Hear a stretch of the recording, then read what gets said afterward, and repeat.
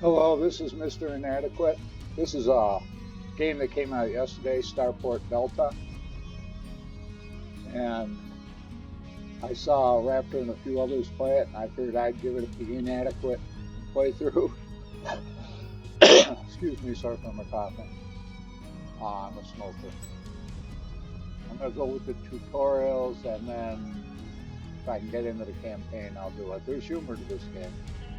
And with that being said, Welcome, recruit! Today you have taken your first step in becoming a station commander, but don't let it get to your head! You've all been assigned learning assistants that will customize your training and get you from zero to hero! What are you waiting for? An invitation? Well, hello. So you want to learn to be a station commander? Jolly good. I will be your holographic assistant in Simulated Interactive Learning, or HASL for short. In this brief 3,750-hour guide, I have assembled for you, personally, all the do's, don'ts, maybes, maybe nots, and a full breakdown of the entire universe, itemized by species, and their typical daily routines. 3,750 hours? I think we can probably skip the universe breakdown stuff. Right. Another one of those learn-on-the-job types, are we? Well then, better get you started in the simulation environment. so we will start the tutorial mission. Like I said, you gotta love the humor in this. It's British, I guess. Since you seem to be impatient and want to get stuck in with minimal mucking about, let's introduce you to your money and material reserves first. Here you can see your stockpiles of riches and resources. While these levels look healthy now, you won't always be flush enough to buy a small moon. You'll need to monitor your income and expenses. If you're unable to make your maintenance payments, you'll be saying hello to the Imperial Repossession response. Put simply, say goodbye to some of your beloved buildings. Yeah, they blow them up. Now, it can get quite tricky keeping track of time passing while in space. So the good people at Intergalactic Timepieces have supplied an incredibly complicated piece of technology that counts the days for you, in case you feel like that particular task was beyond your basic abilities. As well as tracking time, you can also see how many buildings you have constructed, the amount of people currently residing in your station, and a score to show you just how badly you are performing. Since we have now covered the basics, I bet you're itching to use that trigger finger of yours. Well, let's cover the 3 base actions you will use as a station commander then. Building, repairing, and deconstructing. Right, time to get your hands dirty. Here is a power plant that I prepared for you earlier. Unfortunately, the maintenance engineer for this particular building has decided to go on a rather long spacewalk and hasn't even left us a note. As a result, we will need to repair it ourselves.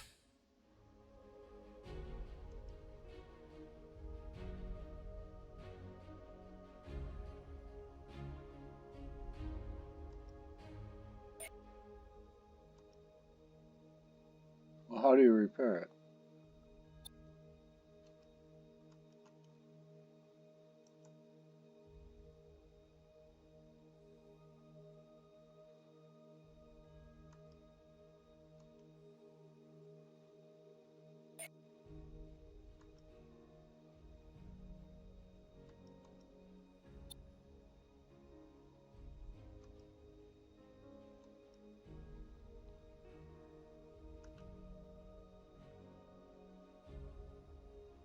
Okay.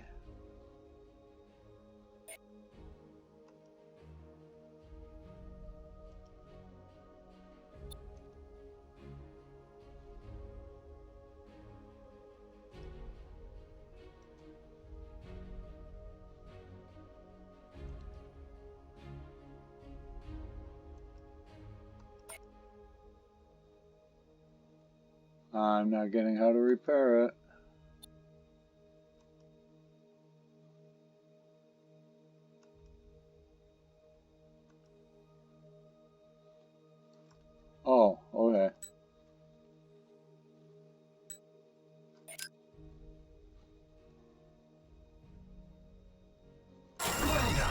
Okay. In this case, I don't like where it's placed, so let's deconstruct it.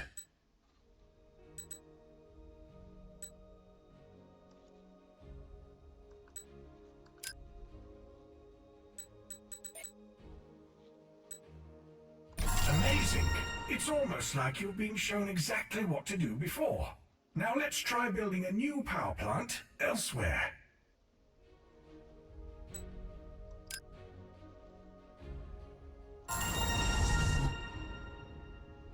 Brilliant! When building up your station, you can see each building's supply radius.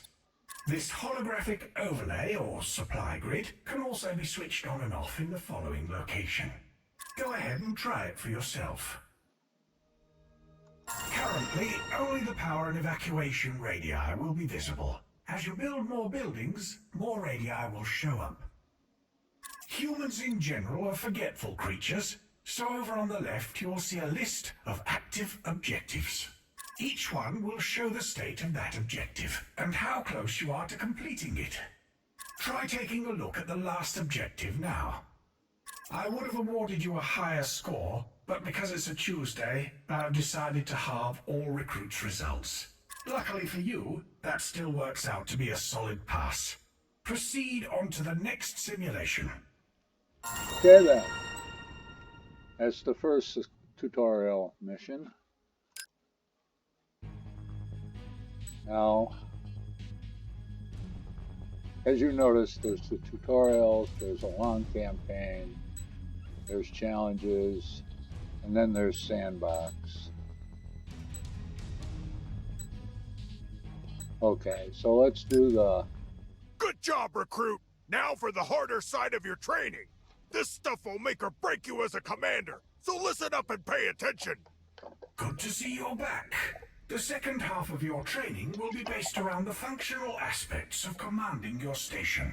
If you grab your training handbook and turn to page 3094, marked Introduction to Station Operation, we can get started. Why are we still given physical handbooks?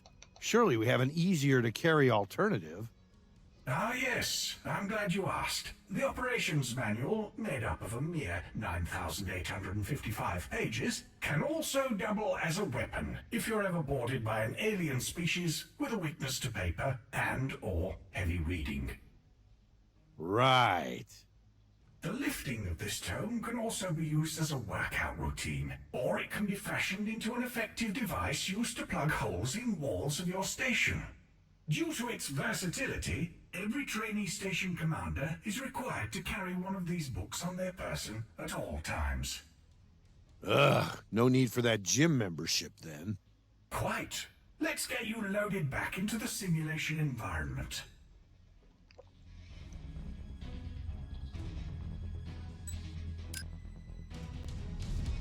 Welcome to Station Hazel-2. I have built this basic station to assist you with the understanding of some of the slightly more complex tasks. The operation of each building can be monitored individually from its own interface. You will be able to view all services that are in range, as well as any that are required. Building integrity can also be monitored here as well, and any other important information that you may have missed because you weren't paying attention will be displayed on the right. Due to completely unforeseen circumstances that you were most likely warned about, you might need an extra boost of money or materials. Checking your station's security scan status will inform you if there are any additional situations that need to be handled. For every situation resolved, the Empire will supply a token gesture of resources to add to your stockpiles. Each situation has two very distinct choices available to you once you locate them: rescue or airlock. While the recommended action is always the humane one, you might be tempted to eject those annoying lost relatives into the depths of space for the slightly higher financial gain. Keep in mind that giant deep space alien creatures could be lured to your station by the liberal use of the airlock. Why don't you try and complete a security scan objective?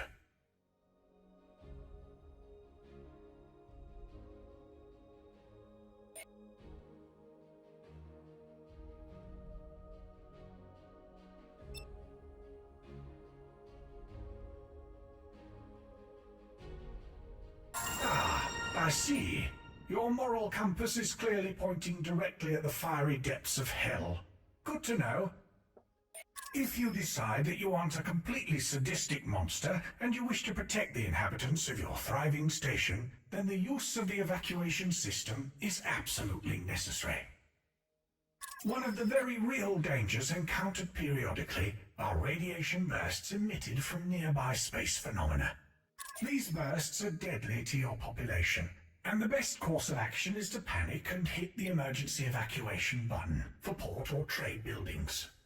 These structures feature reinforced protection against the harmful effects of radiation and have the capacity to temporarily offer refuge to inhabitants within their evacuation radius.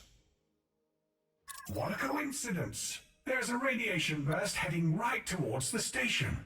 Go ahead and evacuate as many people as you can.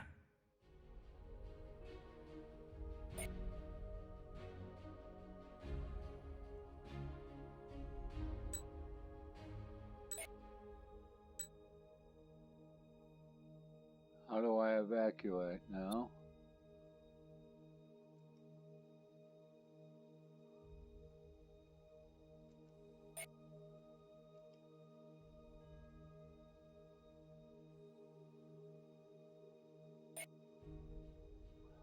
Well,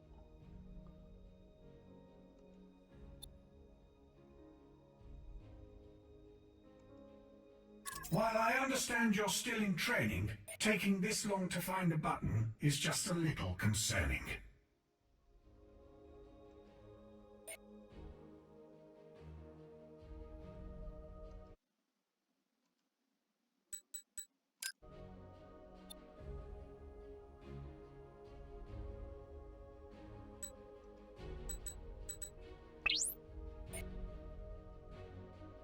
well, what the fuck?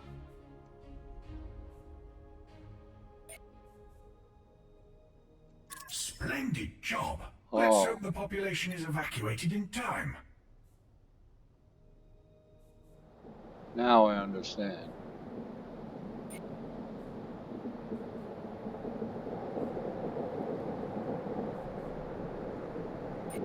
It isn't a real good tutorial. It lets you figure it out by yourself, I guess.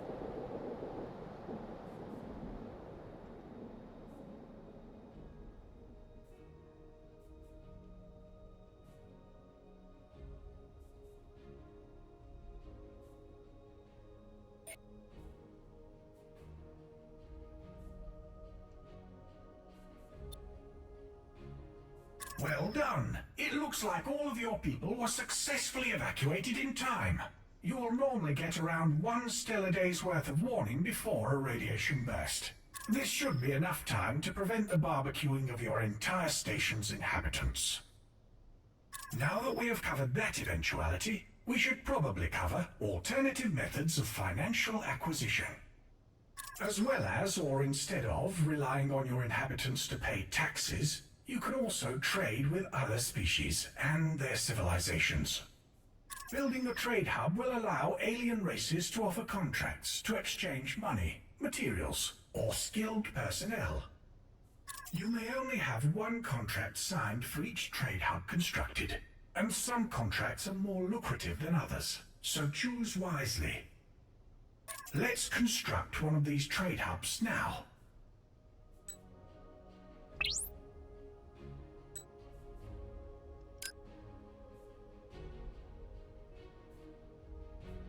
Nice! Now open the trade interface and select the best trade agreement available.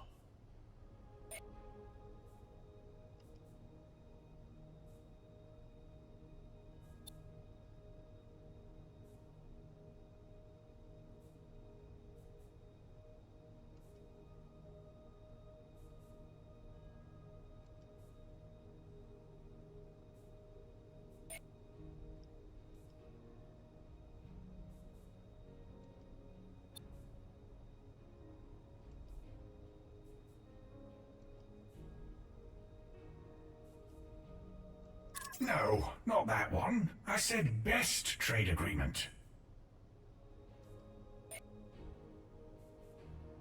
No. Does best have a different definition on your side of the universe? That looks like that's about it. Congratulations, recruit. We had our doubts, but you seem to have defied the odds and completed the training. I believe at your current progression rate, in a mere 29.35 years, you have a 15% chance of becoming mildly useful. Thank you.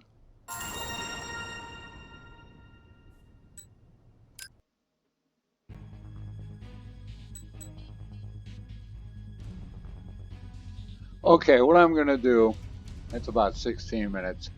I don't really want to get into the campaign until tomorrow, so what I am going to do is say, this is it. I hope you enjoyed the humor of the tutorials and watching me inadequately play it. And this is Mr. Inadequate signing off.